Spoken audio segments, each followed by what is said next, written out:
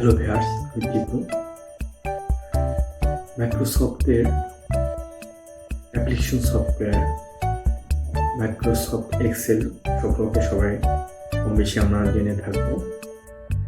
এই Microsoft Excel নিয়ে ধারাবাহিকভাবে আমি এই ভিডিও ক্লিপ তৈরি করেছি।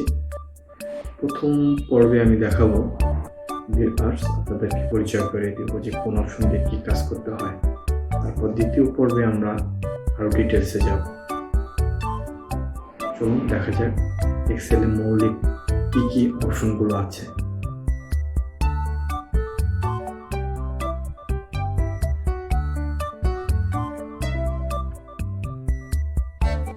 এখানে যে ইন্টারফেসটা দেখতে পাচ্ছেন, এই ইন্টারফেসটা হচ্ছে মাইক্রোসফটের লাইসেন্স ভার্সন, নাম দিয়েছে 365।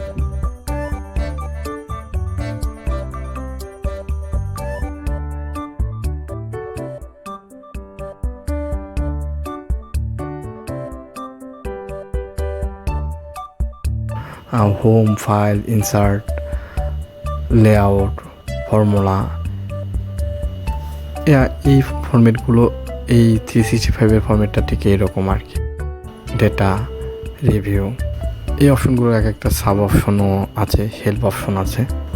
ফাইলে গিয়ে আপনি সেভ অপশন, সেম এইরকম মাইক্রোসফটের যত অ্যাপ্লিকেশন সফটওয়্যার আছে, ডে বাই ডে ইউজারের অ্যাডভান্টেজের জন্য বিভিন্ন টুলস তারা অ্যাড করে আবার নতুন একটা ভার্সন দিয়ে তারা এটা পাবলিশ করে দেয়, তখন এটার চেহারাটা অন্যরকম দেখায়। এর জন্য আমরা কনফিউশনে পড়ি অনেকেই যে হ্যাঁ, এটার মেনুবারটা এরকম দেখতে কেন, এটার মেনুবার, এই পেজের মেনুবারগুলো এরকম কেন, এই মেনুবারটা কোথায়, এরকম কনফিউশনে পড়ি আমরা অনেকে।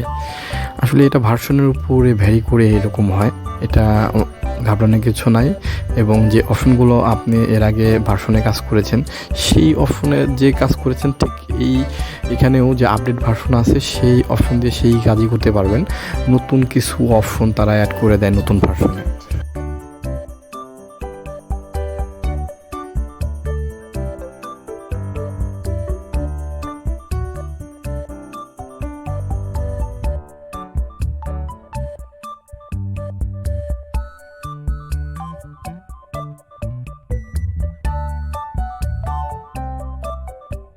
এখন আমরা আরেকটা ইন্টারফেসে যাচ্ছি। এখানে দেখেন আমি মার্কিং করে দিয়েছি, প্রত্যেকটি নাম একটু সুন্দর করে দেখে মুখস্থ করে ফেলবেন পজ দিয়ে।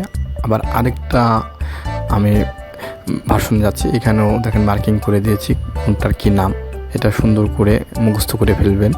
আরেকটা ভার্সন দিয়েছি আমি, এই ভার্সনটা 365-এর ভার্সনের, আমি নাম লিখে দিয়েছি অপশনগুলোর কোনটার কী নাম, এগুলো মুখস্থ করে ফেলেন। তারপরে আমরা নেক্সটের টিউটোরিয়ালে দেখব যে কোন অপশন দিয়ে কী কাজ করতে হয়। আমার ফার্স্ট টিউটোরিয়ালটি প্রাইমারি লেভেলের ইউজারের জন্য।